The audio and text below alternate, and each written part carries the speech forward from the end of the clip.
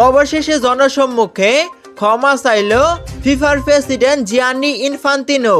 চাপের মুখে পড়ে তিনি ভুল স্বীকার করতে বাধ্য হলেন। ফিফার প্রেসিডেন্ট তারপর ঘোষণা দিয়েছে আর্জেন্টিনা ও স্পেনের ফাইনাল ম্যাচ আবার হবে।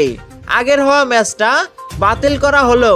দর্শক, আর্জেন্টিনা ও স্পেনের ফাইনাল ম্যাচ শেষ হওয়ার পর থেকে শুরু হয়েছে একের পর এক তর্ক বিতর্ক। এই তর্ক বিতর্কের পিছনে রয়েছে অনেক যৌক্তিক কারণ। আর্জেন্টিনাকে ইচ্ছাকৃতভাবে হারানো হয়েছে এমনটাই মনে করছে কোটি কোটি আর্জেন্টিনা সমর্থকরা। ম্যাচের বিভিন্ন বিষয়ও ইঙ্গিত দিচ্ছে এমনটাই।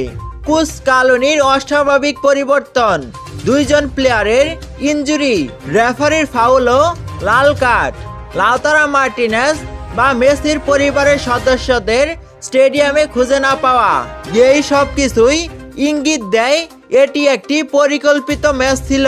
কোন টিম চ্যাম্পিয়ন হবে তা আগে থেকে ঠিক হয়ে আসিল। আপনার কি মনে হয় তা কমেন্ট বক্সে জানাতে পারেন। এই সকল কারণগুলো ফিফার প্রেসিডেন্টের দেশের মানুষ খেয়াল করেছে।